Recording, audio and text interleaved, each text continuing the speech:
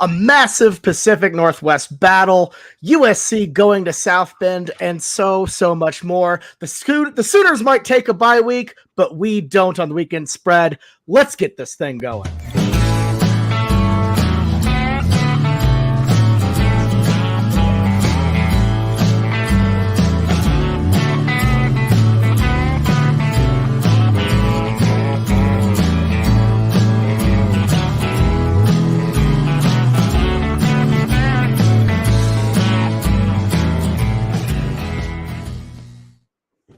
Hello and welcome back to the Weekend Spread. I'm Bobby Howard. With me today, as always, we've got Jameson Maxwell, Ty Lee, and the captain himself, Boaton Blake. And guys, eventful week of college football last week. Incredible stuff. A great OU Texas, madness around the country, and look, I would say I'm excited to talk about that and kind of catch up, but let's be honest, you're all just going to jump on me for not eating the Fruity Pebble pickle. Like that. Yes. We're not going to talk about that at all. We're just going to go straight to the pickle, aren't we? Yep. Lord King Big Nuts in the comments is calling you out once again. It's been 2 times. You still have yet to atone and eat the Fruity Pebble pickle. I know Ty has been the biggest advocate, pretty much reminding you every single day. Pretty much. This is true. This is true. Go ahead. Go ahead.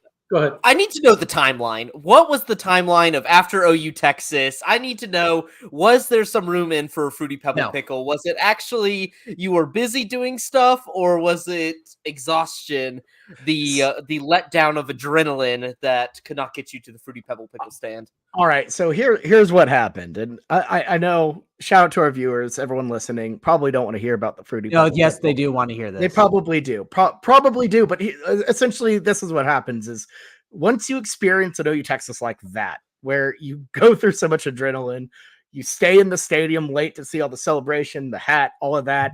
You've been just baking in a giant iron skillet of a stadium. You just want to get some cheap coupon beers and kind of relax, but you're excited to do things. You're excited to go take a Fruity Pebble pickle to the Dome, but you just hit this wall of exhaustion and there's not much you can do. Your legs go sore.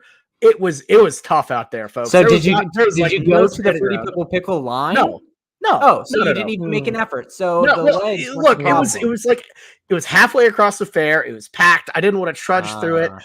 If you were at the beer barn, the food court's right behind the beer barn. Oh wait, no. Okay, so it's in the food court. You didn't even look where it is. I couldn't remember. I couldn't. No, I take that back. I actually went to the food court and it was like body to body all the way through. We were actually going to go get some other food that was not a Fruity Pebble pickle. And I, admittedly forgot where it was. I mean, Bobby, right?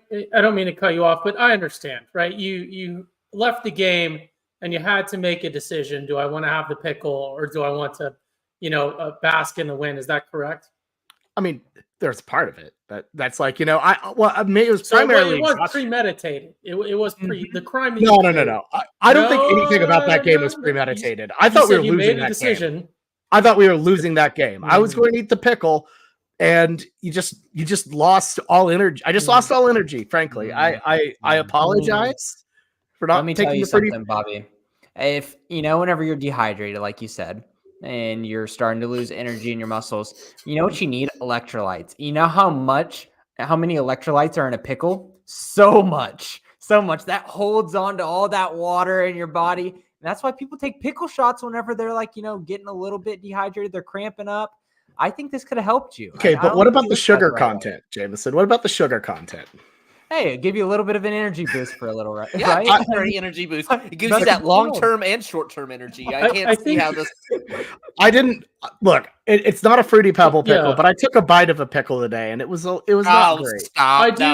I do think perhaps we should adjourn here because Bobby did mention that he made this bet sort of thinking that OU would not win, which does sound a bit fraudulent. He may have also committed wire fraud here. So we probably need to bring new charges next week if he does not pay his pickle.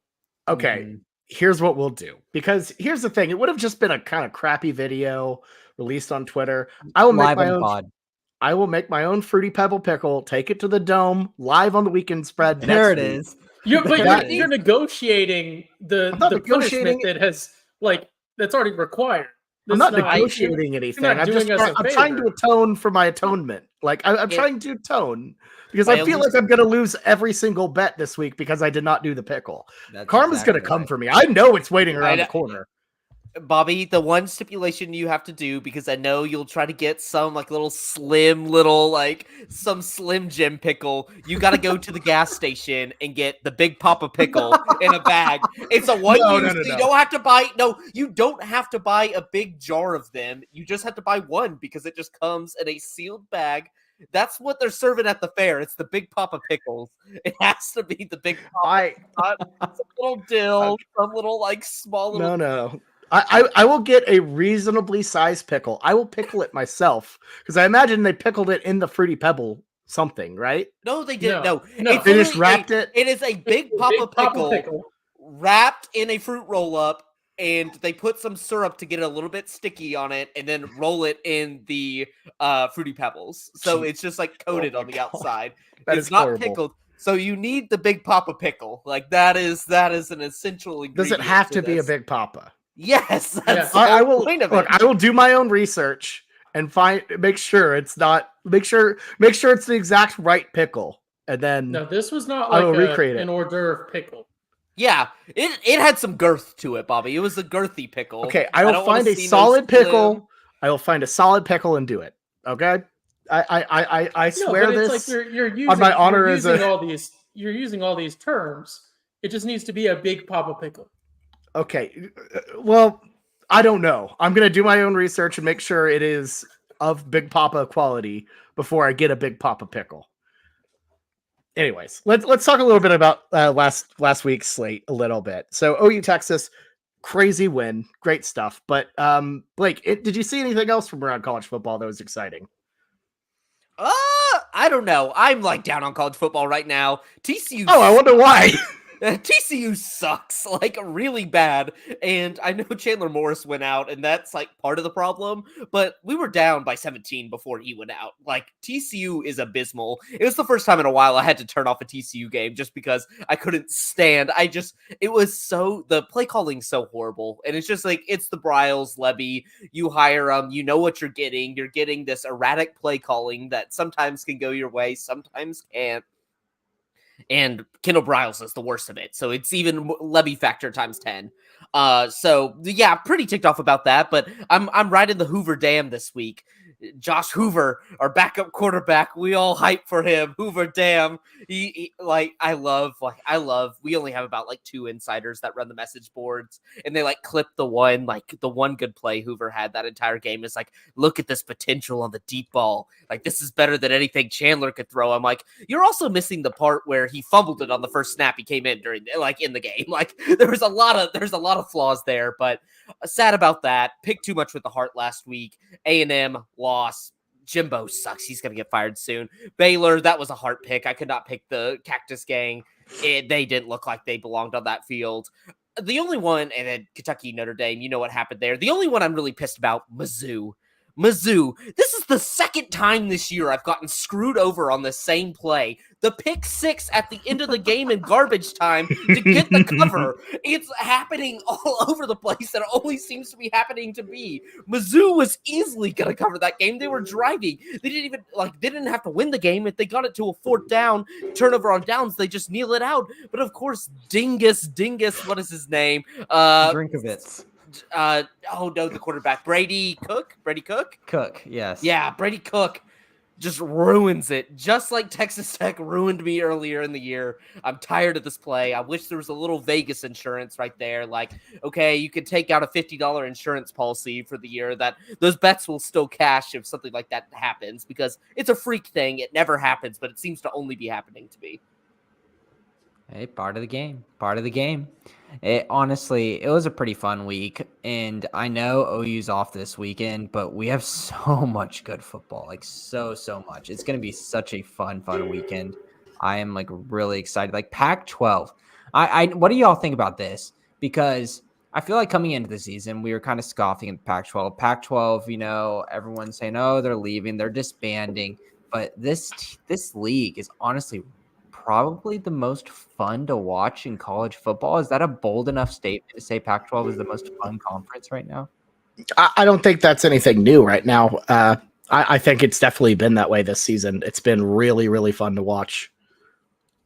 Oh, it's Yeah, definitely it's the if most you- fun. It's the most fun.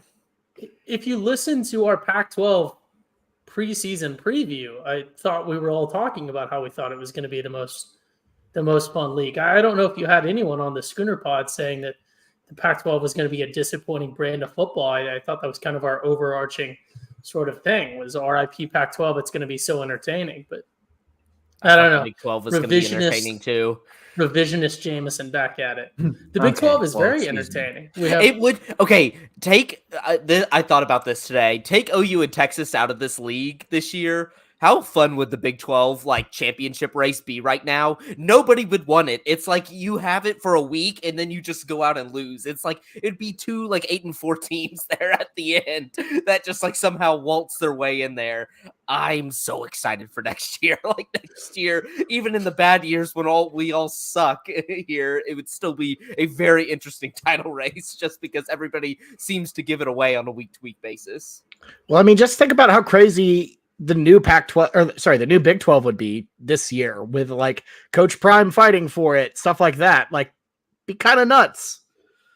So I think it'll be a very interesting situation going forward. I'm excited for the new Big 12. Before we dive into these, let's take a look at the standings. Boat and Blake sit in the top at 37-30, 4-6 last week, tie at 36-32 via a 6-4 week. Jameson 34-33, 5-5 last week, and I am riding at the back, 32-36 with a 5-5 week.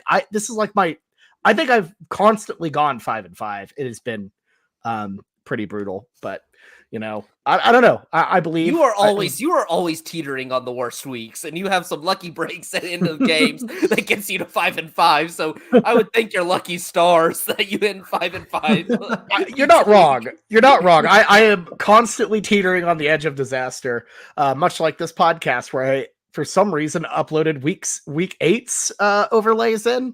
Kind of the test overlays. So we got that sorted. We can actually talk about this week of college football. It's going to be exciting stuff. We're starting with the Big 12 this week instead of the non-conferences because, let's be honest, Blake, it's a pretty gross week for the Big 12. Great week for the non-con. The squeeze out. This is where the weekend spread slowly starts depleting their shield talk and starts putting in a few more SEC games here and there. We saw it coming, listeners, and it's starting early. Blake, we know. Come on. Let's be honest. Let's start off with our first game. It's a West Virginia Mountaineers 4-1 overall and against the spread, heading to Houston 5-5, 4-6 against the spread. Mountaineers favored by 3 on the road against their old coach Dana Holgorsen, who is just teetering on employment right now. You can find this one 6 p.m. Central, FS1, I believe tomorrow on Thursday. I guess is this Thursday or it's Thursday, right? Thursday game. Yeah, this is a Thursday night Big 12 game. Find it on FS1 as I stated before. Blake, kick us off here. Stunned by how good West Virginia is, not as stunned about how bad Houston is. Yeah, the West Virginia has honestly been the surprise team of the Big 12 this year. When you're going through the power rankings, I'm like, who's number 3 right now? It's either Kansas or West Virginia because those are the only 2 consistent teams that seem to be winning outside of OU or Texas. And then when it comes to Houston's so dreadful. We kind of knew this coming into the beginning of the season. Donovan Smith, a decent transfer, but not enough to build up. It just feels like Holgorsen is he's on dead man's time. He's gone after the end of the year, but this is the game he probably had circled. His former employer, West Virginia. I got to take the points. Give me Houston. I was impressed a little bit with what Houston did against Texas Tech. The final score did not show it whatsoever, but they're hanging with them for most of that game. I think this is a clash of styles, makes fights. Houston loves the air raid. They love to air it out. Tons of passing. they're not the best at it, but they pass, and West Virginia cannot pass. They refuse to pass. They literally only run read options, and they might do like a little like Tim Tebow jump pass to like a tight end, but they do not pass vertically. So I'm actually excited to watch this game. Good Thursday night Shield action, but I'm going to take the Houston Cougars plus the 3 at home, even though there's no home field advantage. By the way, apologies. Houston's record is not 5-5. They have not played 10 games. that is their last 10 game. That is the record against the spread in their last 10 games. The website I used to track, wins against the spread. No, this is not a website thing. This is a user error. No. This is a user error, but it was an accident. No, I typed in the wrong thing. Yes. Houston has not played 10 games, but I assure you they're very mid. Look, within that record is their record this season. So you get the vibe. It's not changed. Ty, who do you got in this one?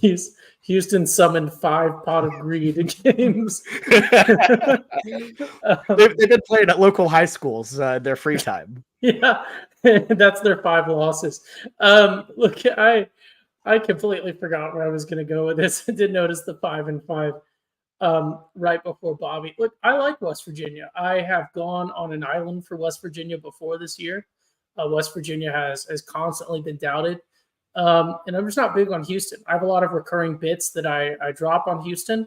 I'm going to save them because there's plenty of time throughout the year to use them. I will say when I was researching Houston before the podcast, I did notice that on their website, obviously they're UH. For some reason on website headers and stuff, they're not capitalizing the H. So it just says like careers, or it says like admissions. And it's absolutely hilarious. A tremendous oversight. Give me the Mountaineers. Yeah, here's my thinking on this. I thought about the same thing that Blake did. But then you said, oh, yeah, Dana Holgerson's going to get his revenge. You just said you believe in Dana Holgerson to do something competent for you. You're really going to put your faith into Dana Holgerson? No, I'm just going to pick up the team that is looking like right now, a top 4 Big 12 team, the way they're playing. And that is more of a detriment to the Big 12 than to West Virginia. But it's just their defenses look good. The way they played versus Penn State popped off the page. The rest of their games this year, I feel like I've been really impressed with them. I like their quarterback room, Green. I think that they've got a decent team on them that -3 with Houston, a team that I really don't believe in too much in terms of what their defense can do. I think West Virginia covers this one, -3. Look, the only revenge Dana Holgerson's getting in Houston is on his landlord because of whatever horrible shape he leaves his rental home in whenever he finally gets fired by Houston. He does this everywhere. Look, I am so out on Houston and Dana, and Blake, you were all over it. They are just kind of done. West Virginia, on the other hand, I feel like they've just been really resurgent, really exciting. I feel like they have enough in the tank to get the win on the road, get the cover on the road. So I'm going West Virginia -3. Next up, we've got the Iowa State Cyclones 3-3 overall and against the spread, heading to Nippert Stadium to take on the Cincinnati Bearcats. 2-3 overall, 3-2 against the spread. Cincy favored by 5.5. You can find this one 11 a.m. Central on FS1. And look, I think it's time to institute a rule. And this is a rule that I'm going to institute. And I've been kind of writing on this. If you're dealing with one of the new Big 12 teams, immediately fade them. And that is what I'm going to do here. Iowa State looks like it has life. They obviously bounced back pretty big against Blake's TCU Horned Frogs. And even though this is a road game, I'm still pretty out on Cincinnati. I like Iowa State plus the points here. There's a chance Cincy might win this one, but I feel like Iowa State does enough to at least keep it close and get the cover. So give me the Cyclones plus 5.5. Until I see anything otherwise, we're fading the hell out of them. Okay, I see what you're saying there, Bobby, but let's take a look at Iowa State and what they've done this year. They've shown me some things where I start to believe in them, and then the next game I'm like, what did I just watch? And I think it's a very, very simple trend. Iowa State, when they're at home, I've believed them. So Iowa State at home versus Iowa. I was like, okay, they showed some things. I started to believe in Rocco Beck at that time. Then they went at Ohio, stunk, absolute stinky game, 10-7. And then they played at home, beat Oklahoma State. Wow, I'm interested. And then absolutely just let up after that first quarter versus Oklahoma. And then they played at home versus TCU. Wow, they look good. Now they go to Cincinnati. Simple trend for me, fading Iowa State on the road. Give me Cincinnati -5.5. It's the water and Ames, man. For real. Yeah, I don't know. I think these teams are a little bit closer. Cincy, obviously, that 2-3 record does not look great. Everyone saw what they put up, against OU when presuming you watched the OU game since you're watching a mostly OU podcast. I still don't believe in Iowa State. One thing I do like, if I absolutely was in a situation where I had to put money on this game, I like the idea of there being more than 2 interceptions because both quarterbacks are averaging like an interception, just over an interception a game. So I'm sure there's a line somewhere for greater than 2 interceptions. I don't know where you're going to find that one. No, you could probably 2-player prop parlay and just go with that. Oh, like a prize picks or something, or even like the books. Even the books have pretty filled out player props. Really, for even like Cincinnati, Iowa State's. Yeah. Huh. Well, I guess I haven't been looking in the right books. For Power 5 teams, yeah. Anyways, I forgot where I was going with this. Once again, lost my train of thought. I like the Bearcats in this one. I'm a known Iowa State hater, but I just feel like Cincinnati maybe will clean their record up a little bit. I think it's about time that things start to turn around. This burned me last week. It's about time things start to turn around for the new Big 12 teams. I think Cincy might be the first to do it. Give me the Bearcats -5.5. Yeah, I'm following Ty and Jameson. Give me the Bearcats. I was honestly, for majority of the BYU Cincinnati game, very, very impressed with Cincinnati. And then they just started doing dumb stuff at the end, the muff punt at the end, which really killed them. Like, they honestly, on a down-to-down basis, was outplaying BYU to a significant degree on the road and still lost that game somehow. I thought they played impressive, probably versus OU, seeing how OU performed against Texas, like 20-6 versus a Cincinnati team, which I had at the bottom of the Big 12 to start the year, looking a lot better. Then I don't fault them for a loss at Miami, Ohio. MAC teams are slipping up, Power 5 teams everywhere. Look at Georgia Tech and Bowling Green. So Emory Jones, it's a rough watch. That's the problem. It's like when you watch this game, it could be a backdoor cover Cincinnati, but Emory Jones makes it close automatically. That's the one thing I've learned. So I'm gonna still take Cincinnati. I think some of these new Big 12 teams has to win, especially this is bad for eventually, them. right? The Big 12 is not doing great as a whole, and they still can't find ways to win games, which is just the funniest part of this. It was I didn't think they were gonna win many games at the beginning of the season because I thought the mid to top half were just gonna beat up on them. And the mid to top half is just burned for the most part. So I'm going to go Cincinnati. This is kind of one of those games, Big 12 games. Line doesn't make any sense. I would say these teams are pretty even, so 5.5 seems like a lot. So I'm going to go with the weirdness. Give me the Bearcats. All right. I'll just island boy out with Matt Campbell and do our best. Doesn't feel good. Doesn't feel good, guys. Let's move on to our next game. It's the Kansas State Wildcats, 3-2 overall and against the spread, heading to Lubbock, Texas to take on the Texas Tech Raiders, who are sitting at 500 both overall and against the spread. Tech favored by 1.5 here. You can find this one 6 p.m. Central on FS1. Captain, take it away. Yeah, I'll go with Tech. I'll go with Cactus Game. I know, but I want to prove. I just re-highlight something that happened on last time's show when Bobby was talking about K-State still not that bad. They're pretty much the same team. They missed a Deuce Vaughn. They missed a Deuce Vaughn last Friday night. That's all I gotta say. This is not the same Kansas State team. They're missing their big defensive pieces. They're missing Deuce Vaughn on offense. It does not look great there. It does not. And Texas Tech, it's going to be one of those teams. I don't think they're very good. They throttled Baylor. but I think they're going to honestly swim towards the top a little bit just because the middle to bottom is just beating up on each other. I think they might have a decent season. I think they probably are still going to lose to TCU in one of those things, but Bear Morton's still playing decently well, I will say.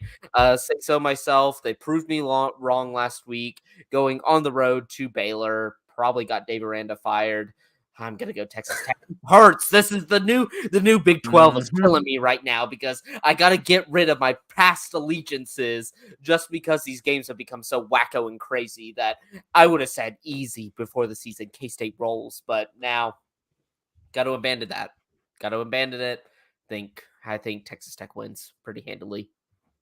Look, I don't know. I could be convinced either way.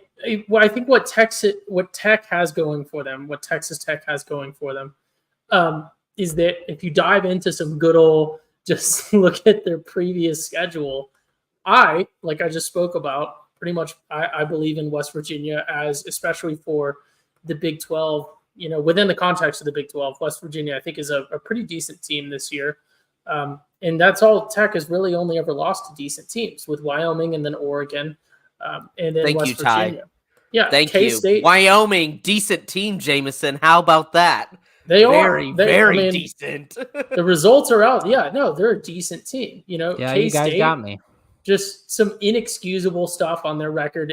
Losing to Missouri can never be excused. Losing to 2023 Oklahoma State, I just don't know what's up with that. I don't like this one. I could see K-State still winning this one by 14. But I got to go with Blake. I got to go with Cactus Gang. I got to go with the Red Raiders here. It's going to be in Lubbock. I don't think that's going to affect the Kansas State people because they're also used to just nothing being around. So I don't know that there's a home field advantage, but give me the Red Raiders.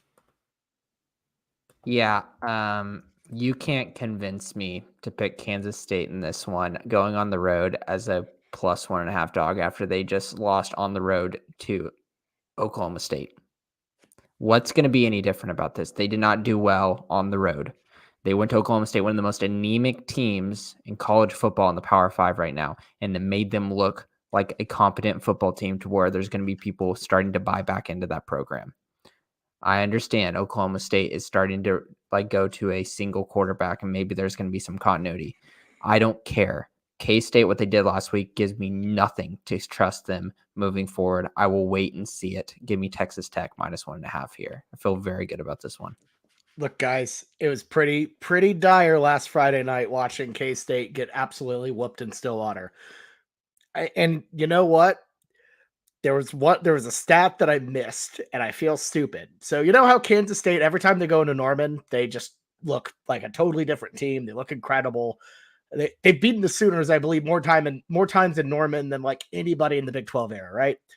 Well, the inverse is true for whenever they go to Stillwater. They've only beaten the Cowboys one time in Stillwater since the year 2000, and that alone has given me enough copium to be strong with my Wildcats, because I feel like they ran into a buzzsaw at OSU like they always do. They've only won one time in the 21st century. In Stillwater. So I'm going to go and back Willie the Wildcats and the boys. Yes. Bounce back. I don't care that I'm an Island boy. This line is too low. I have no faith in Texas Tech still. I'm still like iffy on them. They won a game against a brutal, putrid Baylor team. But look, I trust Chris Kleiman and the boys to bounce back. And by the way, I did double check my sources, and K-State doesn't have that same curse at Texas Tech. So I wanted to make sure I didn't run into another buzzsaw. So yeah, you might be asking yourself, if you're listening, dear listener, why, Bobby, why would I ever trust you if you're going off of, decades old, history and schemes and voodoo? Well, for one, you're just not paying attention because I'm clearly terrible at picking. But for the other, you just lack faith in you lack faith in the Wildcats. So you know what? I'm sticking with K-State and that weirdly the weird, Wildcat head, human body, and I think they're going to lead me to victory. So let's go with the K-State Wildcats here. I don't care. Island boy me out with Chris Kleiman. Sounds great. Bobby just essentially said, hey, listeners, you might think I'm crazy, and then he explains why he's crazy.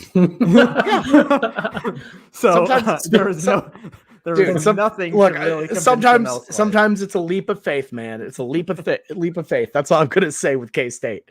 Let's move on to. Speaking of faith, let's move on to our next game. Ty, I'm sorry. Go ahead. I have a quick programming note. It's too egregious not to bring up. Jameson said this last week. He got called out on it. He's going to get called out again. Oklahoma State is not moving towards a one quarterback system. They've had it for like the past 3 games. It's been 2 games that they've done it consistently. It's Alan Bowman all the way, though. It's a one but Jameson's over here. They might do it this week. No, They've been doing it. I said they did, and that was the reasoning I picked. Oh, that was me. That's me. I'm all in on them just being like the Russian roulette. Who's going to be the quarterback for the drive? I don't know. They had everything go their way last week, and I'm happy for them. But Alan Bowman being the guy is not the most assuring thing. I'll say that. Pillsbury Doughboys back there playing quarterback for you. Things are going to turn really, really poorly. He's got nothing inside, no organs inside of him. Whenever you touch his chest, it just immediately collapses. I think we have a chance to talk about the old iron lung here in a second. Let's move on to our next game. So I took a leap of faith on that last one. Yes, you did. Look, let's talk about faith a little bit more here. It's BYU at TCU. The 4-1 Cougars, still kind of wild. 2-3 against the spread, though. Head to Fort Worth to rekindle an old Mountain West rivalry. Blake has talked about how he hated these guys back in the day. To take on the TCU Horned Frogs, 3-3, absolutely reeling. They're 2-4 against the spread. Frogs favored by 5.5 at home, though. You can find this one 2:30 p.m. Central on ESPN. I don't know what to say about this one, but look, this is the one game on the slate where I don't feel great in pointing at the model and sticking to the rule, but I have to. I just have to. BYU has looked iffy at times. They've looked good at times. They've looked iffy at times. I don't really know how to feel about them yet. The CCU team is wobbly, but I trust in Sonny Dykes. I trust in the Frogs to bounce back a little bit, show a little bit of some damn pulse against the BYU team that I don't want to say they're overrated because they aren't rated. But I don't know. I think the Frogs at home under a touchdown. I'm going to roll with them. So TCU -5.5. This one is hurting me. I'm really struggling with this one, but I'm going to go the Frogs because I think Hoover's going to come in and just show something for Blake, and he's going to come on the pod next week and he's like, boys, I think we finally did it. Got that bum Chandler Morris out, and now it's time for Hoover. I can just see this in my brain. I can see it. A lot of the times I talk about whenever I'm making picks, sometimes I'll just try to think like, what is the narrative that I feel like I could see in the future here? And I see Blake way overreacting to Hoover next week. Give me TCU. I got to do it. I've got to do it. I have been so high on BYU. There's no reason to be. I haven't been high on them this year. There's no reason to be. They are not good in any metric. They're not good in yards per game. They're not good in yards allowed. I have no idea how this team is 4-1. They barely beat Sam Houston to start the season. They lost to Kansas, but they put up a touchdown in every quarter. It's just, that's not necessarily how the score played out, but let's not let the truth get in the way of a good story here. I just don't. It would be so funny. So I have to pick BYU here. There it is. I don't think that's smart at all. It's funny for the pot. Like, I have some space to burn. Bobby's on a bunch of islands, I'll risk it from second place. I'll throw one out there. It would be so hilarious to get to come on next week. And for the second time this season, go on an island and the team just upsets TCU. So give me the BYU Cougars. They need to change their logo. I think it looks like Yale every time. Very confusing. I will cede the rest of my time to Blake. Blake, isn't Sam Houston winless? They are winless. Yes, they're like feisty in every game, but can't win, which is like the worst place to be. That it's like they're always almost about to upset a big team, but just can never get over the hump. They're playing tonight, New Mexico State. They're 3.5-point dogs. We'll see if they do it tonight. But Are they the ones with the CVS in the end zone, or like attached to the stadium, or am I mixing them up with another? No, that is Houston it's Houston Christian now. They've gone away from the Baptist moniker and gone to the Christian, which kind of leads into perfectly with the Mormons and the Christians in this battle. So this TCU team stinks. It stinks out loud. There it is. I can't believe that I got bamboozled in the snake oil salesman on the message boards into thinking this team was going to be any good. I think Bobby was the only one that was kind of realistic about it. It's like, you have a lot to replace, but I'm like, look at all these guys. JoJo Earl hasn't done crap for us. He hasn't done anything. A lot of these transfers haven't done anything. It's been so frustrating. And the one good thing about this team is Amani Bailey. Amani Bailey is a god. The fact that he was the running back 3 last year in that room on a team with Kendre Miller, DeMercado, and this guy's tearing it up just as much as them. Like, we have a solid running stable, but we just refuse to run the ball. The only time when Kendall Briles decides to actually run it is when we're down by 17, 21 points, and then he decides to get the ball to him. It makes no sense.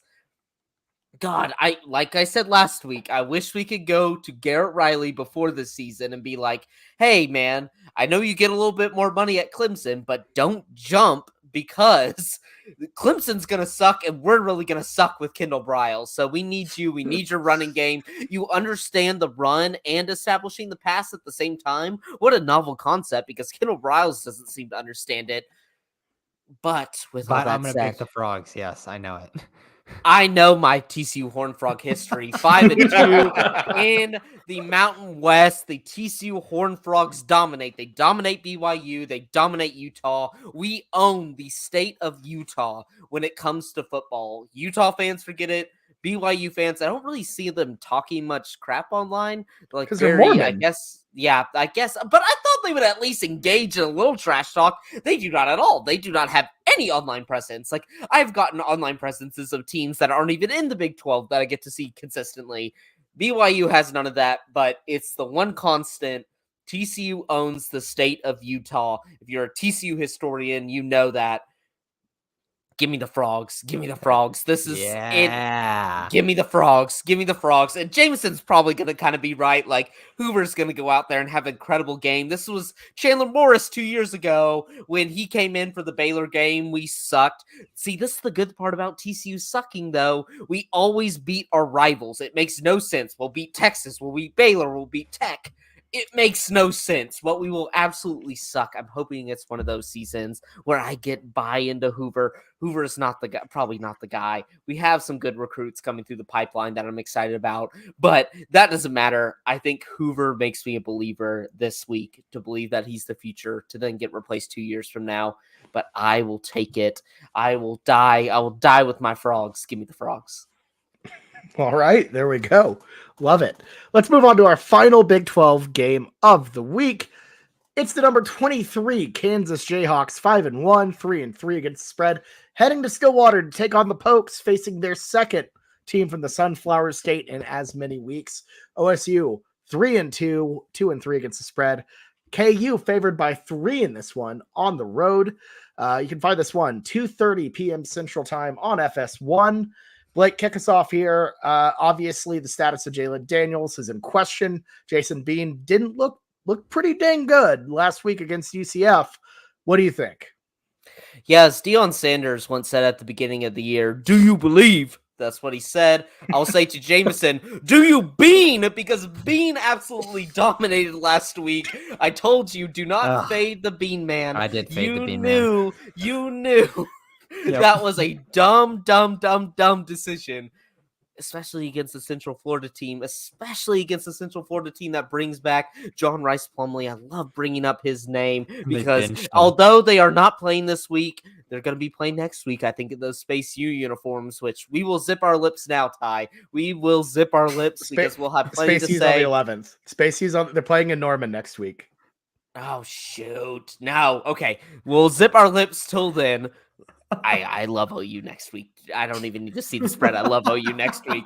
But Kansas is a wagon. This team is exactly what I thought they would be. Dominant offense, no defense. But when they go up against these middling teams that don't know how to defend a good offense, they're screwed. I said last week, Kansas State, not a good offense. OSU trucked them. They're going to see a good offense this week. Give me KU in the points. I feel like that was OSU Super Bowl. That was OSU Super Bowl this year. I think that team is still bad. I'm surprised we didn't see a Josh Pate tweet this week being like, OSU, dark horse, if Texas slips up in the conference schedule. I'm surprised we didn't see that this week. Bakery back open. Yeah, Kansas deserves to be ranked. They deserve it so much. Give me the Bean Man. I don't even want Jalen Daniels. I want the Bean Man because I am a true Bean believer. Give me the Jayhawks. You know, Blake said something that we can't not mention, right? We got to go into a little bit of a segment just to mention it, right?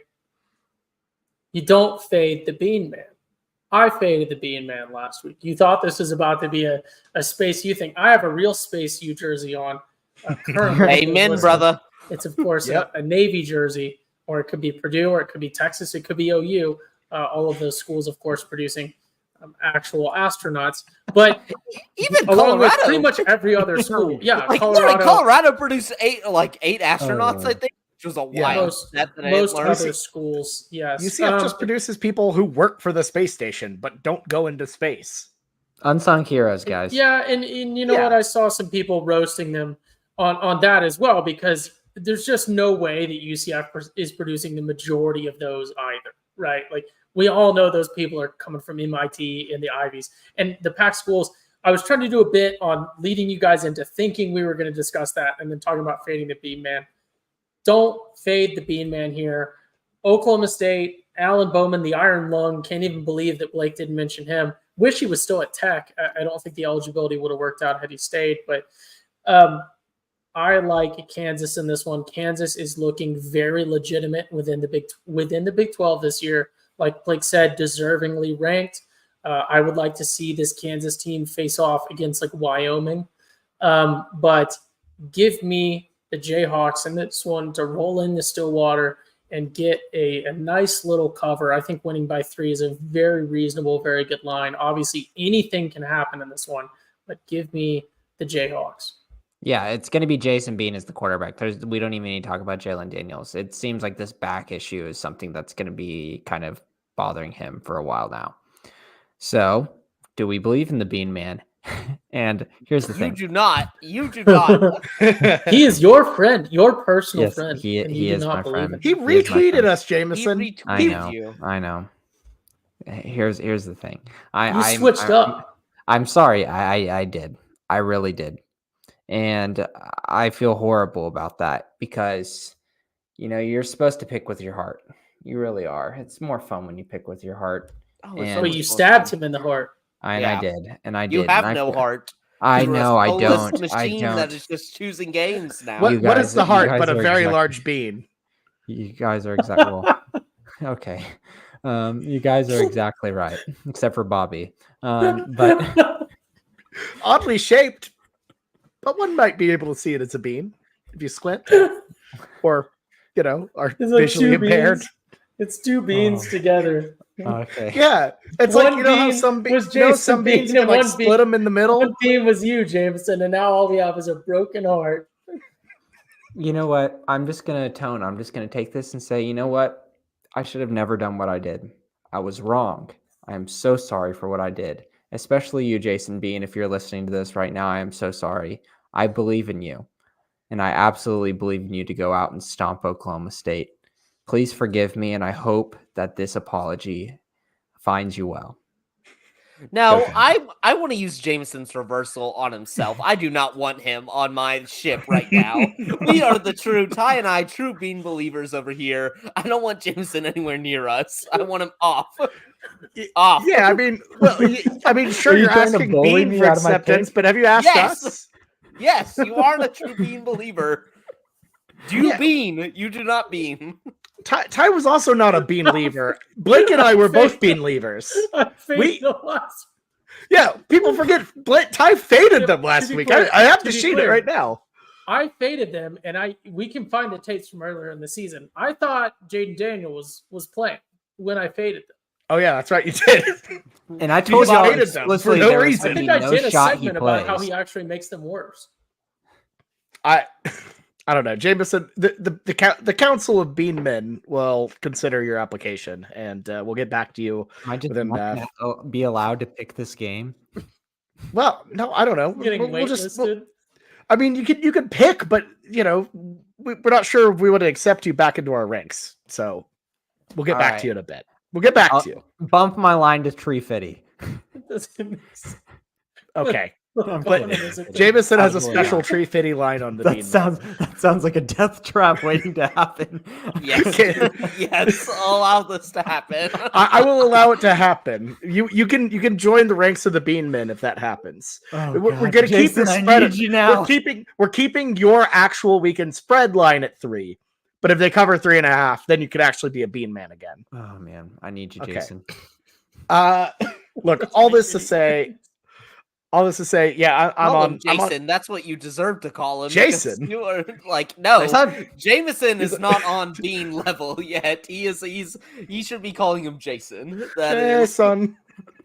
So you're back in the ranks, especially some of you folks as well. Well, at least there's not a game to talk about that yet. Some non-believers over here, but non-believers, man. Non-believers. We'll see who's the real OU fans by the end of the season, because right now Ty and I determine who it is.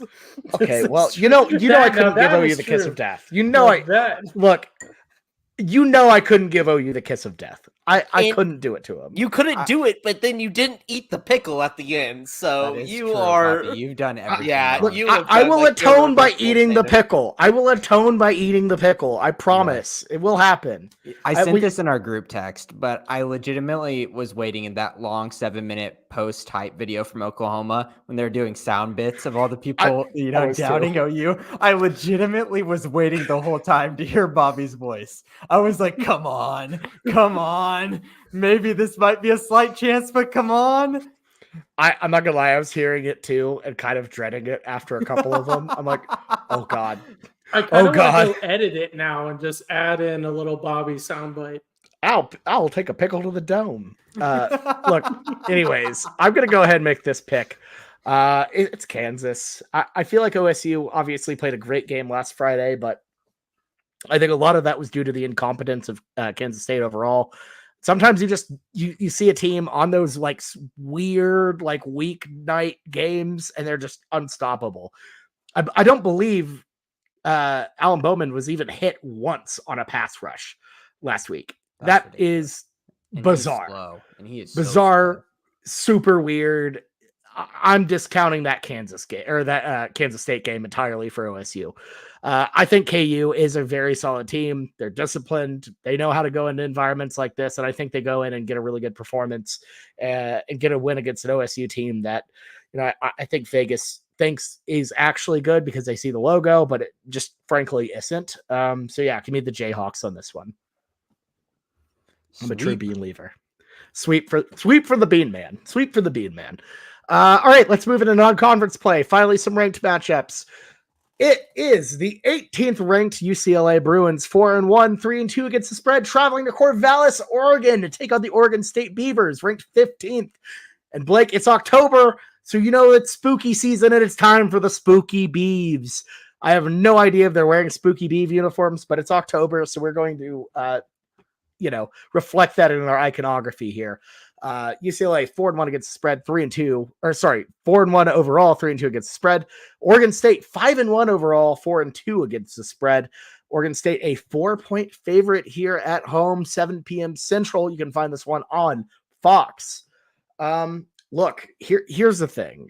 Just like I have a rule with the new Big 12 teams, I also kind of have a rule with Pac-12 teams in general, and especially weird ones like Oregon State, Washington State, Utah, these places that are like super actually rabid for college football that have a different appetite than let's say UCLA at home. That doesn't affect anything. That place is just kind of, it's empty. It's not the Rose Bowl is not an environment for UCLA, but it is for Oregon State. They've been incredible at home.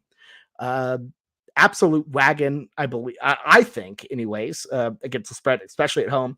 Not quite the same on the road, but that's not the case. They're at home. 4 points to me feels like a really, really just great line. I'm gonna take it. I think UCLA is a solid team still overall. But in an environment like this, I'm going with the Beavers all the way. Oregon State -4 is the move.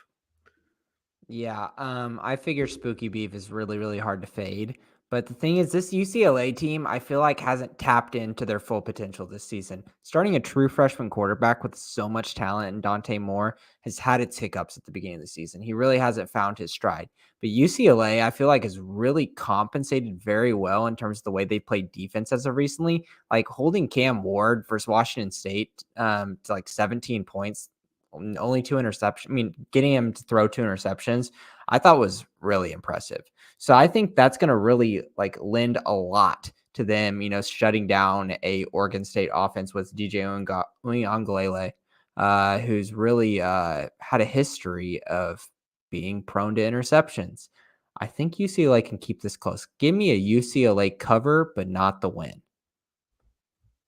You guys brought up an interesting point on quarterbacks. I think I got burned by UCLA early on in the season. I've learned one thing I think that I'm going to carry into this game is, well, we'll keep it within the Pac-12 because we all know that, that bum at LSU is the worst quarterback in all of college football right now. But we're going to see the worst quarterback in the Pac-12, I think, versus a true freshman. So very interesting matchup. I'm going to have to go with UCLA. I think Jameson and I might be on this one on our own here, but I like UCLA. Again, they burned me before, but I like where they're trending. And then, of course, common opponent, UCLA looked very convincing in that one. Oregon State, obviously, we're talking about Washington State as the common opponent. Oregon State, that's their one loss, and then nobody watches this bowl. So I got to give it to UCLA. This is a tough one. These are the games I love. Oregon State, I think, has done fantastic this year. Besides the slip up at Washington State, just taking care of business. I think DJU is looking better. And then UCLA, the defense, like Jameson said, absolutely insane. I love that Chip Kelly went to UCLA and kind of built the opposite of what they did in Oregon. I think he's just such an underrated coach for that. He has legit built a good defense. Dante Moore's going to really transition, I think, there. UCLA is going to be one of those teams that will be feisty in the new Big Ten, but I can't go against the Spooky Beavs in October. That is a little too much. I think Oregon State home field is a full 3 points. I think Oregon State just a tad better, a little bit more experienced. UCLA loves to play those grimy, gross games, but I love it's the best thing about Oregon State right now, honestly, is DJU's dad's tweets after the game. He is throwing so much shade towards Clemson. I see him every single week. He's like, when DJU has a decent stat line, he's like, look what a program does when they actually coach and develop like somebody. Just Good. the biggest shade, and I love it. He is just going right at him every single week. Even if DJU, if you look at his entire year, 13 touchdowns, 4 interceptions, good passer rating, but still not fantastic. I wouldn't say one of the best quarterbacks in the nation, but his dad is all over it, just comparing it to Clemson, how bad Clemson is. I gotta believe with DJU senior here. Give me the Spooky Beavs. Incredible. It's great. Okay, so we got a nice split there on the Spooky Beavs and UCLA. moving on to our next game, we have the 25th ranked Miami Hurricane just teetering on the edge of being unranked, 4-1 after one of the biggest blunders you've ever seen in college football history. 3-2 against the spread. They're heading to Chapel Hill to take on Mac Brown and the UNC Tar Heels, ranked 12th. So they've been on a roll. Drake May and crew. UNC 4-1. Is that right? Am I wrong with that? Who did No, UNC they are 5-0. They're 5-0. That is a mistake. I don't. So 5-0 UNC, 2-3 against the spread. I wouldn't trust those numbers for some reason. I apologize. I don't know what's up with my graphics this week. My apologies, folks. UNC favored by Tree Fitty here. You can find this one 6:30 Central on ABC. Blake, who do you like on this? Oh my gosh, this is such a dirty line, dirty game. 3.5. What? That Miami collapse is just one of the most ridiculous things I've ever seen. Because honestly, like if they go out and win that game, it's seen as a, you know what, like as a good program, one that's actually there. You're going to have some games where you just play like crap, but you're able to win games. And I thought Miami was going to reach that point with the scrappy dogs in Georgia Tech, but my God, did they not. I'm still taking Miami. It makes no sense, but I just feel like the overreaction to that game. Mario Cristobal, the one thing I know about him, can recruit great, but he can't coach. I do not like the vibes around that program at all right now. He's like threatening local reporters. Like nobody's like, it's the offensive coordinator taking the blame for it, but Mario Cristobal like won't take an ounce of it. Like Mario Cristobal is the ultimate like workhorse. Like he's the ultimate big C corporation when it comes to a football program because he makes you do all the coaching and he makes you do all the recruiting. Like that is his thing. I've never got a good read on this UNC team. I thought it's like they're beating teams because they have a great offense. They just have no defense. So I'm like, they haven't played, I don't think, anybody really legitimate. Like, I still think even though Miami, the loss last week, they played a good A&M team, a solid one, and still when they found themselves in a big hole, were able to come back.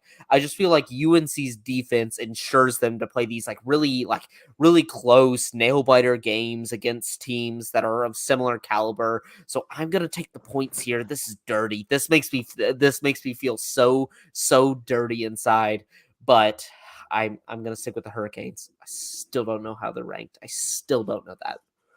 Yeah, by the way, update. They are 5-0 and 4-1 against the spread. So woof. My apologies.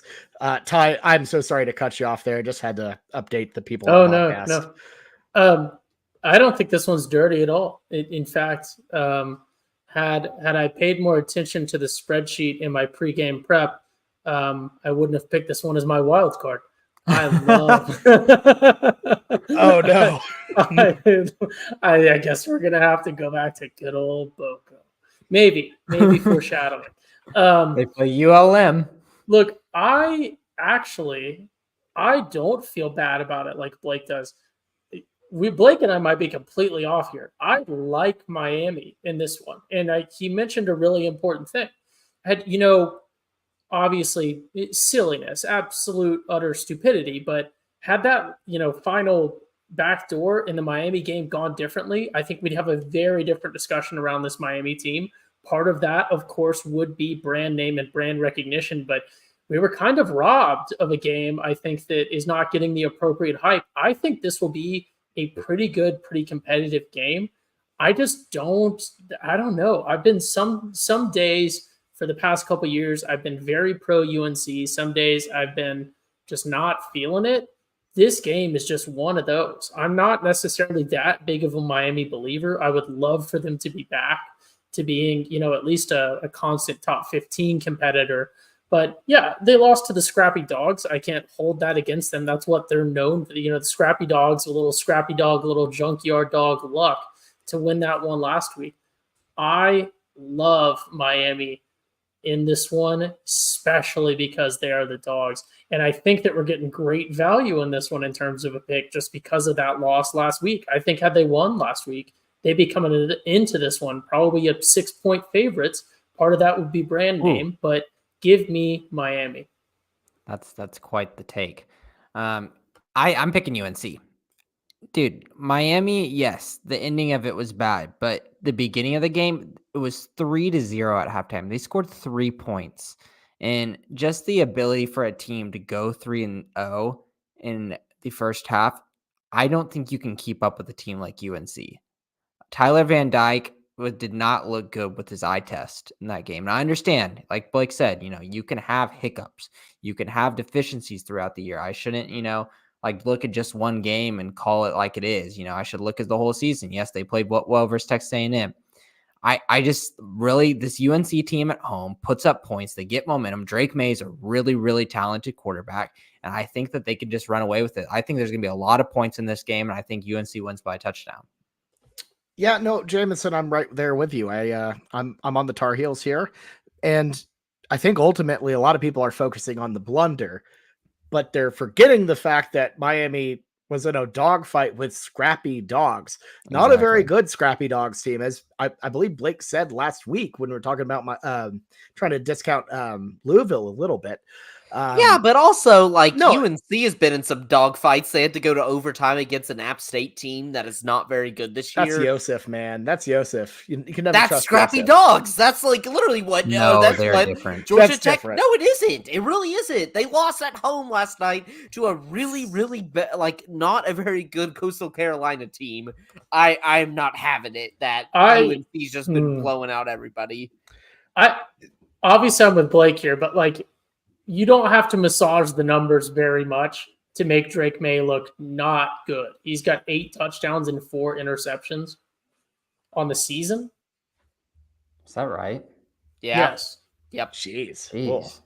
Yeah. Wow. Okay. That looks a little bad, but look, Miami hasn't. He played really well last game, I guess. So the 3 touchdowns with 440 because yards. Dino Babers and Syracuse are a bummy team. They are Dino Babers Dino Babers mentioned. We need a banner for that. He at least gets the most out of that program, and Syracuse is never going to be a powerhouse. But I'm tired of the Dino Babers love around college football. That man can't coach. He stinks. He can only get his team up against really bad. He's like Tom Herman, but significantly worse at in the ACC. So look, here's my thing. Both of these teams have had one bad game. One of them lost it. The other one was to App State, right? Miami hasn't played anybody else outside of Texas A&M, who they got a very solid UNC. Okay, but look, it's South Carolina. No. Blake, which schedule is better? Miami of Ohio, Bethune-Cookman at Temple, Georgia Tech, or South Carolina, App State, Minnesota, Pitt, Syracuse, and then obviously Miami A&M. Obviously Miami A&M. Obviously Miami A&M. Sorry, but still, one has played way better opponents. No, they've played more recognizable opponents. South Carolina, Bethune-Cookman, Miami of Ohio, Temple, Blake, buddy. Pittsburgh has a vase at the entrance of their practice facility right now because there's so much negative energy that you're supposed to drop your negative energy before you come to the door. That's fine. I'm not saying that Pitt's a world beater, but I'm not saying that but bad isn't a binary. It's not a binary good bad. There's differences to it. Miami hasn't played anybody outside of A&M. Yes, that's the point. They haven't shown me anything. What have they shown me outside of beating an A&M team that cannot get out of its way in the past couple years? A&M was playing good that game. I think A&M is a very talented team. Okay, well, look, they still lost by 15. I know. I don't know. That's why I'm saying Miami is good. You are proving my point. But okay, other than A&M, other than Texas A&M, what have they done? Nothing. That is the anchor, Bobby. Miami has beaten pure garbage. Miami has beaten pure garbage and lost to Scrappy Dogs on one of the most hilariously bad losses of all time, where they could have taken a knee and they didn't. And I'm not trying to fault them for the taking a knee thing. Although I could, and I should. Yeah, everybody is faulty. Yeah, that of is course. literally that is the definition. I'm not trying to say that. I'm not trying to not- say that decision is the reason they're bad. The whole of that performance is the reason why I'm not trusting Miami at all, especially not in Chapel Hill. I think this will be a closer game. If you had, look, I would say, I would trend to even say maybe this would be kind of pushy. I'd question Push. the comfortability of. Hear me out. Let me finish my damn statement, Jameson. I'd question this game if it was North Carolina -7. If it was North Carolina -7, I'd be like, okay, I could see a bounce back, but I'm out. I think North Carolina's a better team here. I think Drake May has been getting comfortable in the new offensive system. They've been clicking. They've been beating up on teams they should have beaten up on. Obviously, yeah, that App State game's weird. App State's weird against everybody, but they didn't lose the ball game. Miami had a weird game, and they lost to Scrappy Dogs. And in their big performances, they haven't really beaten anyone outside of a Texas A&M. So I'm riding with the Tar Heels here. I'm excited for this game. I really wasn't excited for it, but now I'm very excited. Every single episode of the Weekend Spread, one of my favorite things is there will be a one-on-one massive argument between two of us, and then the other two just sit there and smile. There's just a little bit of a smirk in both of our faces, and it's great. And you never know who it's going to be between. I feel like I've had these similar kind of arguments with all three of y'all. You never know what you're going to get. Yeah, there's always a little fight, and that's fun. That's fun. Yes. All right, let's move on. Let's move on to our next game. Pretty big one. It's a battle for the bejeweled shillelagh. It's the 10th ranked USC Trojans, 6-0, 2-4 against the spread, heading to South Bend to take on the 21st ranked Notre Dame Fighting Irish, who are kind of reeling. Look, the last time they were in this building, they lost to Ohio State in just devastating, kind of embarrassing fashion. Only 10 men on the field. Went on a bit of a road trip. Had an emotional, crazy win against Duke the last second, and then got blown out at the stadium formerly known as Papa John's Stadium in a pretty brutal loss to the Louisville Cardinal. They're 5-2 overall and against the spread. Irish favored by 2.5 at home. You can find this one 6:30 p.m. Central on NBC and Peacock. Look, I'm going to say it. USC isn't winning this ball game, and you're getting the vibe that things are about to go downhill quickly when Lincoln Riley started his little flirtation weirdness with the NFL, saying like, oh, they don't have to do all the things the college coaches have to do in the off season. I kind of like that. You can tell he's already ready to skedaddle. Oh, there's a team that they can go. I would gladly accept him on a certain NFL team if he wanted to go there. The Chargers? No, Jesus Christ. OC at the Steelers. Please don't do this to me. The Bears? Steelers, OC, Lincoln Riley. Mike McCarthy contract extension? Oh my God. No, that's what happens. It's like Lincoln Riley could outwardly say in a conference, I want to be the Dallas Cowboys head coach. I will do it to next to nothing. And then Jerry Jones would extend Mike McCarthy the next day. That's how it works. Mike McCarthy has sleepovers with Jerry Jones. Like, they're like best friends. Like, this is not good. Because they know the formula. Jason Garrett did it. Like, Jason Garrett did it before. You just got to get so buddy-buddy with Jerry that he'll never fire you. Like, the formula is out there.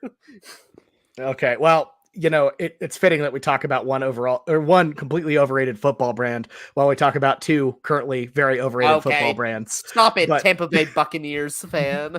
Hey, more recent Super Bowl. Dallas is like the third best team in the NFL this year. Oh, Dallas is the what? It's the what? I think they're like the third most talented football team in NFL right now. Yeah, talented. Oh, I think if I did a power ranking, Hardest I would pick working. them. I'd pick them as number 3. I don't care. San Francisco is number 1. Obviously, they look bad for them. Dallas is a really good football team this year. Okay, all right. Well, fair. Let's move on before we get Blake into a NFL conversation on this one. I think USC is pretty done. They have not turned in a good performance against a good team really all season. They've beaten up on bad teams like Stanford and a bunch of directional schools, and then have looked uninspiring against really everybody else. Colorado, the Arizonas, and now they're finally running into a buzzsaw. Notre Dame isn't exactly it's a dull buzzsaw. A buzzsaw. It's a buzzsaw, but look, let's be honest. As much as a spinning wheel is. They went to triple overtime. They went to triple overtime against Arizona. Defensively, look, Sam Hartman, really bad performance last week, but I think he's going to be on a bit of a rebound. I think he'll be able to throw against that pretty poor USC defense. This game will be like a cold, wet, gross Indiana like night situation. Weatherman USC, Bobby, is this confirmed?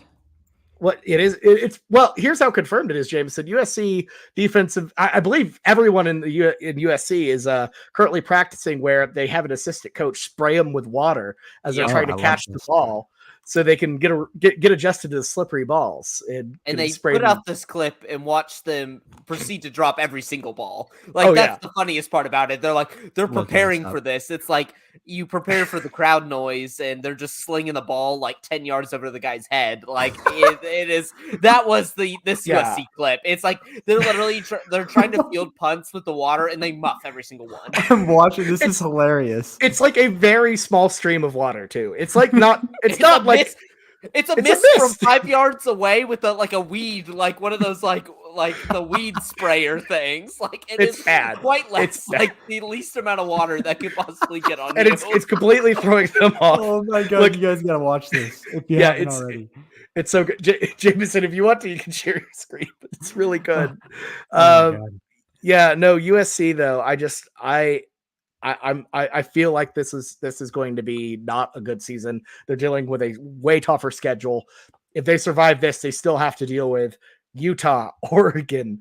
They don't have Oregon State, but overall, like it's a pretty tough go for them. So I think they fall in South Bend. I think Notre Dame gets a bounce back win, even though their college football playoff hopes are all done and dusted. They're dead. They still get up for this rivalry game. I'm going with the Irish here. All right, I'm sharing my screen, Bobby. So can you? Oh, we got Blake on solo cam. Blake. so please, just. I know this is a little janky right now, but look at this. Look at he's just following with this tiny little stream. Oh my god, this is ridiculous. He's 10 yards away. Like that's not even reaching. Oh my god. Who would what are you celebrating for? Who would win, USC or like a tiny stream of water? Apparently tiny stream of water. Oh my god, that is too funny. Okay. Bobby picks against USC, no surprise here. I'm going to pick with USC. Notre Dame didn't show me anything to why I want to pick them. Yes, I understand anti-USC. Their defense, completely get that. But also Notre Dame is very stocked down as well.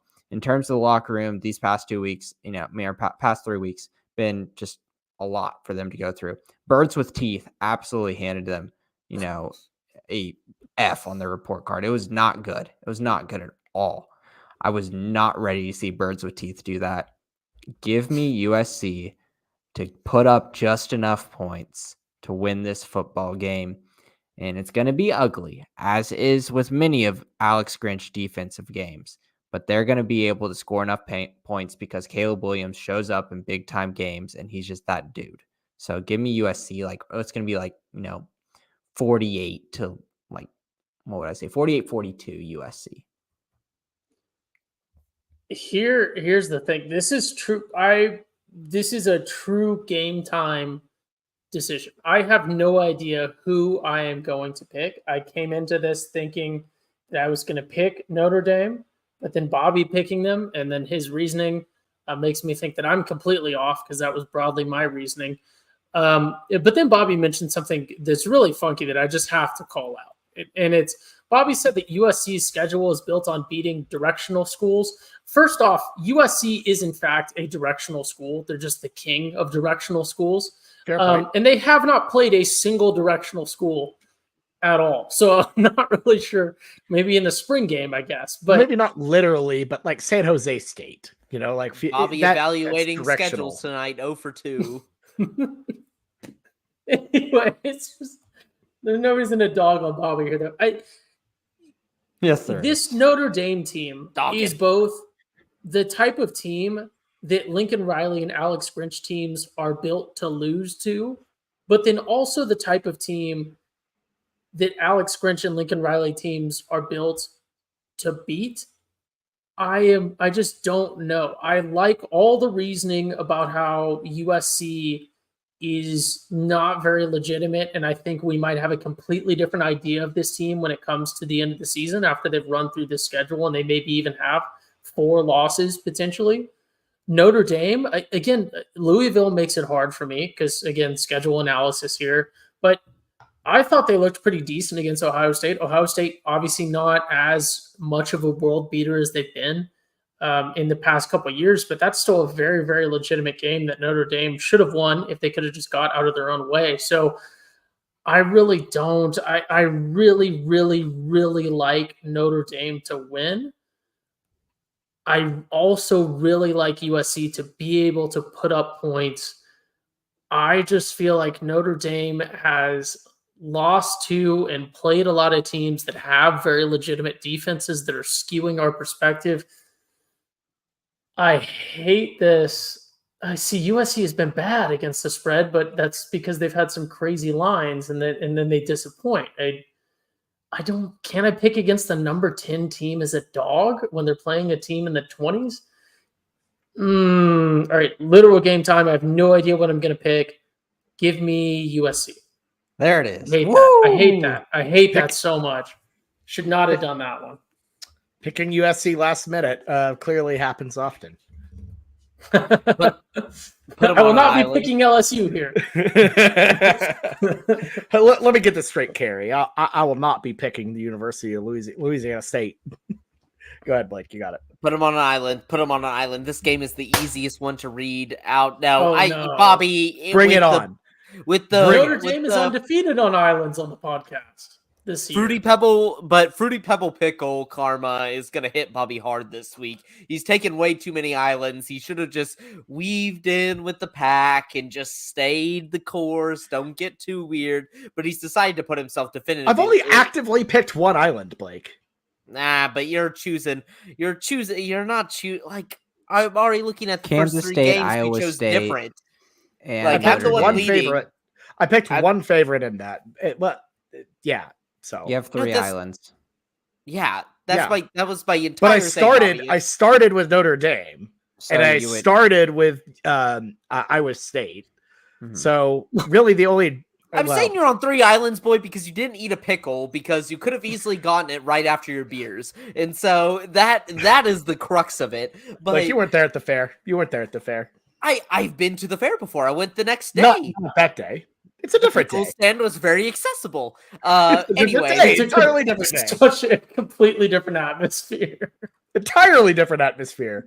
But you were willing to wait in line for some beers. You should have been first It's the in line beer for that. barn. It's like that. You show up. You give them 4 coupons, and the pickles are pre-made. Probably you have to walk through multiple lines when you're in the food court. It's not just the one line. You have to meander through all these people. There's probably other food at the Fruity Pebble pickle stand. It's all pickles. This comment is very relevant right now. So, regardless, whatever, Blake, go for it. All the excuses. Yeah, this one's easy. Notre Dame is regressing by the week. They don't have a legitimate offensive coordinator. Sam Hartman can't run the system. They don't seem to want to run the ball. Their defense is all right, but honestly, like we were talking about last week, I know what Louisville is. I don't think of Louisville any differently after beating Notre Dame. They are just an average team that's coached better. And Notre Dame just can't be everybody's Super Bowl. They cannot hold that status. They seem to shy away when the lights are brightest. We've seen this time and time again. Usually I feel like Notre Dame kind of goes under the radar, makes it into the playoffs, makes it into a big game because they're always playing teams that are better than them. This year, they kind of started at the top. They cannot handle that pressure. Caleb Williams is going to rip this defense apart. Like, I thought this defense was pretty good, but they are just slowly regressing every single week. When Jake Plummer is just ripping you to shreds last week on national television, this Louisville team is bad. I know USC has done bad against some bad teams, but you know what? They have Caleb Williams. Caleb Williams seems to make the difference. He seems to be the one that's able to will them back to victory. And with 3 points, you're probably going to win by 3 or more if you're going to win this. So in my mind, I see it as a pick 'em. Give me USC. They haven't faced anybody like Caleb Williams. Not even close. When has Caleb Williams won a pick 'em type game on the road? Never. He's never really that great on the road. He has his moments, but they're usually against Kansas or Oregon State or, just lesser teams. But whenever he goes up against legitimate competition on the road, he always seems to just slump under the pressure. So we'll see how it goes. Yeah, I'm going to go with the Caleb Williams is good take instead of Bobby. I'm not saying he's bad. I'm just saying this USC team isn't good enough for him to save at all times. And this is one of those times. I don't think Caleb Williams is ever bad in those situations, so I think it's just the defense can't stop anybody. He's just not enough in those situations. He doesn't. Yeah. I don't know. I think they can't throw outside the numbers. Notre Dame can't throw outside the numbers, which is concerning. So they cannot. If this gets into a boat race, their boat cannot start. So it's yeah. We'll see. Let's move on to our next game. I can't wait for this week. I want Bobby in tears by the end of Saturday with this dumb little takes tonight. If I go 3-0, if I go 3, it won't happen. More than likely, I'll either go 2-1 or 1-2. If I go 3-0 on Islands, man, I will be insufferable, and I won't eat the pickle. I just won't eat the pickle. No, you've already made it. It means my defiance of the pickle has just led me to more strength. Look, if you want to all or nothing double down on the pickle, right? You're not setting the terms here. No, but you can't just unilaterally erase your own debt with some made up thing. Yeah, that's a weird. And if you don't eat the pickle, OU's destined to lose to Texas in the Big 12 championship. It is a for sure thing. I will mortgage the house type of it if the pickle is not eaten by that Big 12 championship game. I know exactly what the result is going to be, and it's going to be very devastating, Bobby. So I'll tell you that now. That's actually a very fair point, and now I think that has scared me back into eating the pickle. You might have one-upped us in the short term, but I'll play the long-term game on that one. So. Okay. Let's move into our next game. It's the game of the week by far. The 8th ranked Oregon Ducks, 5-0 overall and against the spread. They take a trip down. Yeah. Wait. No. What? No. Geography. No. Take a trip there you go. to Seattle. Woo! I said there you go 20 times in the podcast. Man, sorry. Yeah. It's the Pacific Northwest, man. It's all just a glob of pine trees and flannel. They head to Washington to take on the Huskies, ranked 7th, 5-0, 3-1-1 against the spread. Washington favored by 3. You can find this one 2:30 p.m. Central on ABC. Blake, kick us off here. Who do you like in the game? Washington. They've been so disrespected this entire year. Nobody seems to think this team is much of anything, but they just absolutely have dominated every single opponent they played. I understand Oregon is done for the most part, but struggling at Texas Tech, that's a little dicey. You kind of go up against a team that has a pulse, and Michael Penix, I need him to win the Heisman. I love him so much. That man finally should get his flowers. He is slinging the ball everywhere. This is just a personal one. This just feels. I just need Washington to win this just to validate everything I've been saying all year long. This is one of the most impressive teams in the country. Although their schedule not as good, and I understand that's why probably some teams are ranked above them. They're just killing their competition. The only team that they seem to struggle with was Arizona, but Arizona's kind of been tripping everybody's ankles the last few weeks. I think they're pretty well coached and have some players on that roster. It's Washington. It's Washington all the way. I think they've been preparing for this game for so long. Give me Washington. Look, here, I'm going to draw a really weird. I mean, this is a reach of a parallel, but I'm seeing this a lot. I think you could make an OU Texas comparison here. Washington is not necessarily, they are, ranked above Oregon right now, but I think Washington could be ranked a lot higher. I think there's some teams that are ranked much higher than Washington that shouldn't be. And, Oregon is hanging their hat on a win that is maybe impressive, maybe not. So I feel like there's a we don't necessarily know with Washington because they definitely haven't played anyone the caliber of Oregon, but it could mean that they're well rested, and it could mean that we just haven't seen what they can do against those opponents. I really, really, really like, Washington's quarterback. I think Penix is probably the best quarterback in the Pac-12 right now. Better than I think year to date or season to date, he has performed better than Caleb Williams. I think Bo Nix is a bit of a marketing. I think there is a lot of marketing there. I think he's a system guy. He's like a Mac Jones, but at Oregon. I hate this one, but I have to go with the Ducks. I think the Ducks have the potential to build something real here. I really like Washington. I like both these teams. I gotta ride with the Duckies, though. I feel like they have the hot hand. We see them get up for big games. I feel like I get a more consistent product, and I rarely pick the dogs. If you guys ever watch the pod, I'm probably 75% on favorites. I like the dog in this one. This seems like I'm picking a lot of dogs this week. Give me the Duckies. I've been a big fan of Washington and early. I've been a believer. But this whole Jalen McMillan injury, he's been out recently. I see he's been slated to play, but I feel like their passing attack with Jalen McMillan, Rome Odunze, and Polk is just a really, really solid three-headed monster. We'll see how close to 100% McMillan is, but him just not being 100%, I feel like it's that tiny little push I needed to move onto Oregon's side. Oregon's still got really good players too, like Troy Franklin's really good for them. Ferguson, the tight end, Terrence Ferguson, I'm pretty sure his name is. Shout out Thunder player Terrence Ferguson. They still got some good players there too for Oregon. And also Gary Bryant, another guy from USC that I think is really, really talented. I think that this will be a really, really good game, be really entertaining, a really hard one to pick. But I'm going to just take +3, take the points here and go Oregon. Yeah, no, I fully agree. And I fully agree that this is the toughest game to pick. Both of these teams, I feel like, are very evenly matched. And I think it's tricky because both of these teams' schedules are brutal. And I don't want to say that we're going to get this. I wish we get this rematch in Vegas. I hope we do. But a lot of spooky Beavers and USC Trojans and a bunch of weirdness lies in the way of this rematch happening. I think these are the two best teams in the Pac-12. I think it's an incredible game.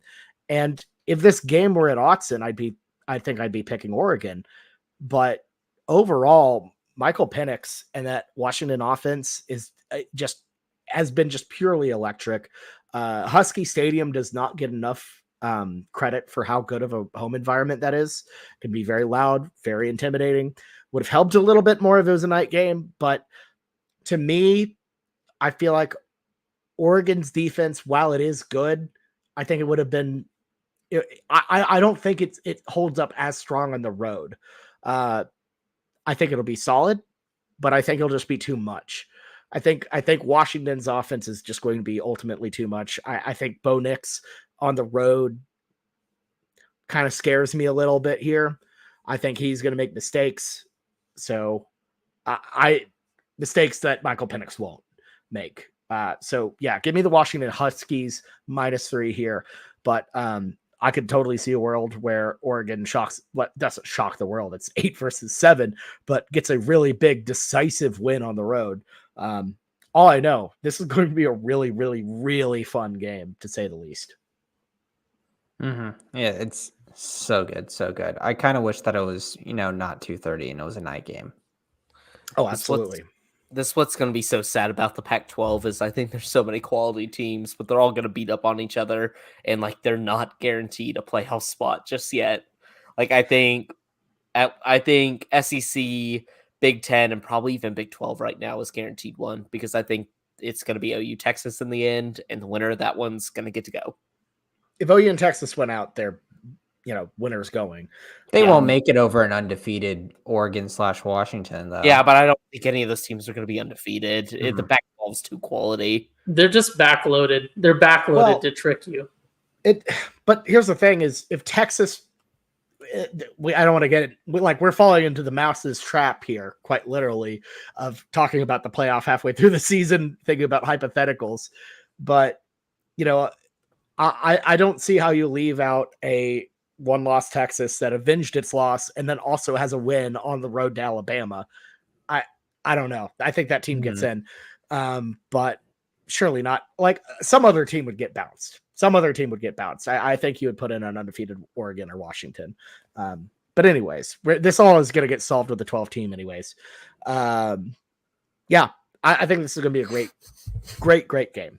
Let's move on to our favorite pick of the week, though. Why aren't the brakes working? Because I cut the brakes! Wild card, bitches!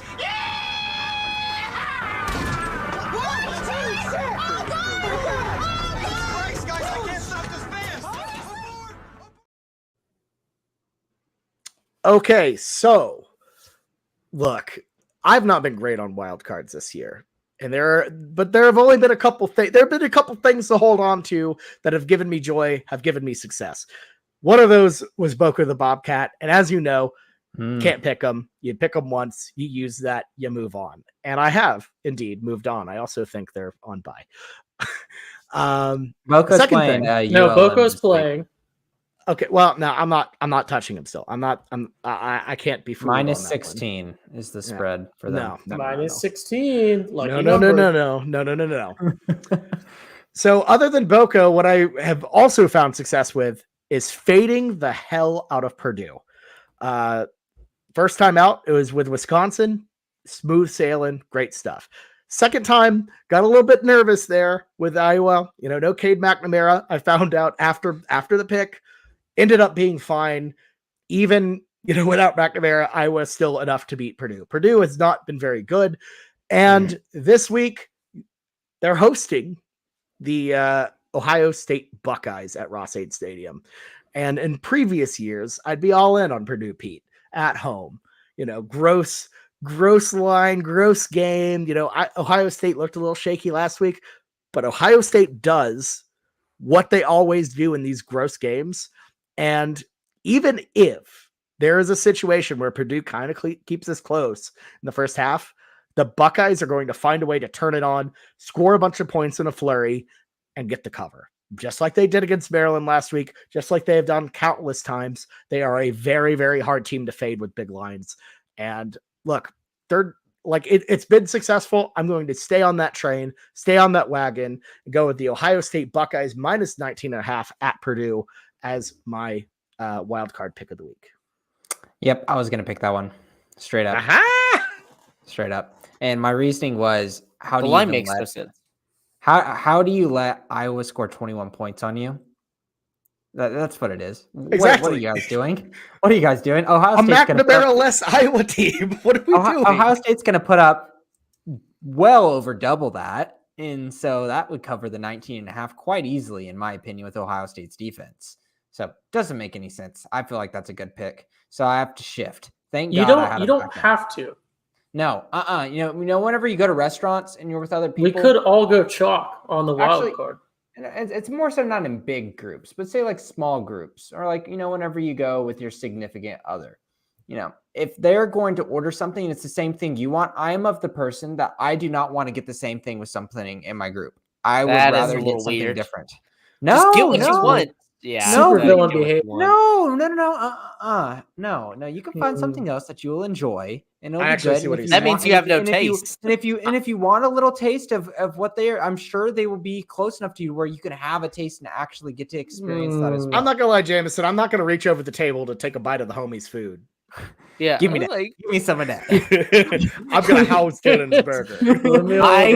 I now know, like, whenever I'm at dinner with Jameson now, to purposely ask him what he's gonna order and ensure the waitress comes to me first and order exactly what he's gonna order. And then stare into his eyes. That's how you neutralize the alpha bait. I think that it's only like in a 2-person dinner kind of thing. Because if I was in a group of like 4 people, I wouldn't care. Well, okay, yeah, I understand that. I get that. When you if it's like your significant other and you want to share, then yes. But I'm like, if it's just like 2 dudes, like 2 bros going out to eat, like, why does it matter? Yeah, I don't know. I'm of the thought where I don't know. I just don't want to. I like having some variety. So I luckily I had a backup. You are trying the food. Okay. Anyways, If I go to Give me dinner that. with Give you, me some you of are that. not you are not taking a bite off my plate. Oh God. Well, so I have to move to my backup. Really like that pick, Bobby. thank you. And talking about Ohio State last week, there was some time where I was watching that game versus Maryland. I was like, "What's Ohio State doing here? This isn't really making sense." What's up, Ty? James, I don't want to offend you, right? But we're about to order the same dish of food here, I think. So, well, let me get my order in, see if you're going to swap. No. It's my turn. My turn. Okay.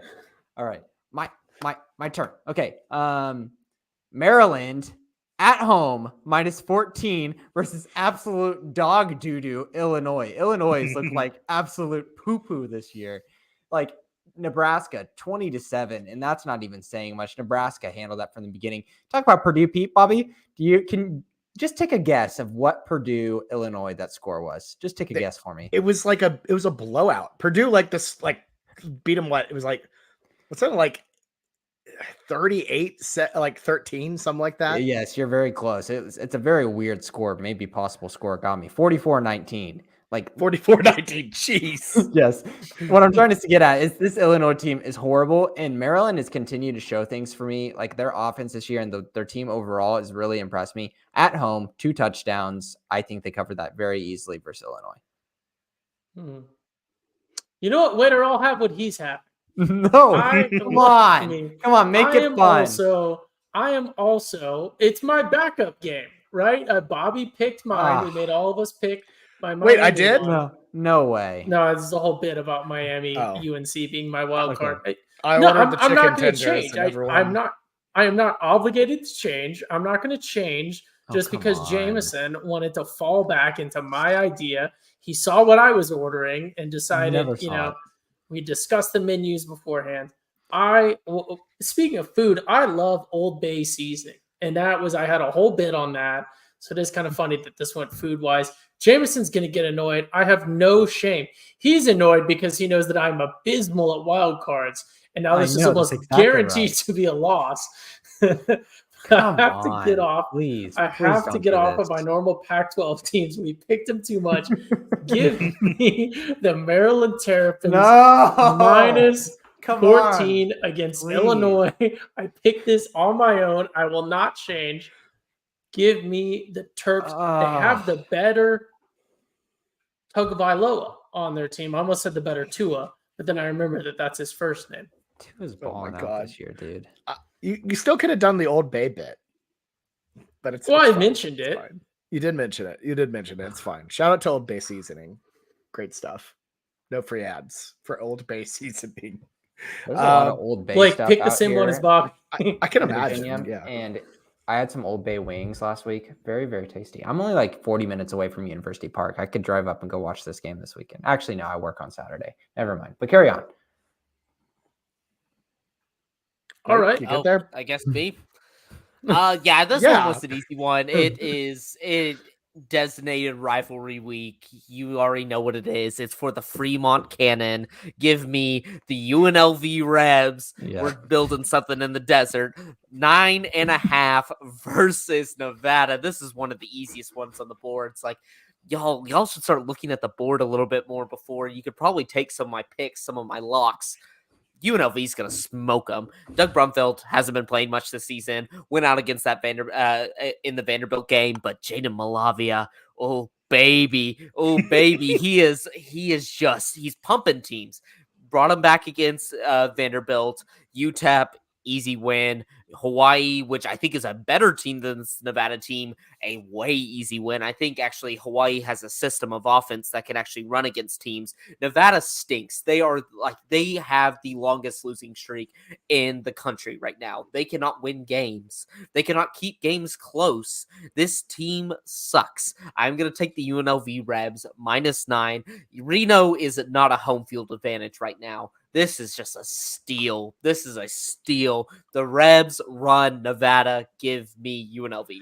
Are either state are either stadiums home field advantage? Do people actually go to Yeah. college football out there? The Roomba is definitely a home field advantage. I don't know if it's because of the crowd, the bright lights, but there is some advantage there compared to Reno, Nevada. That has to be like just a cavern in there. Honestly, the most home field advantage about playing UNLV is you're staying a night in Vegas where people can sneak out and do other things instead of not preparing for the game tomorrow. So I say that is the biggest home field advantage of them all. You see, that's why the Golden Knights have a stranglehold, it seems like, on the NHL.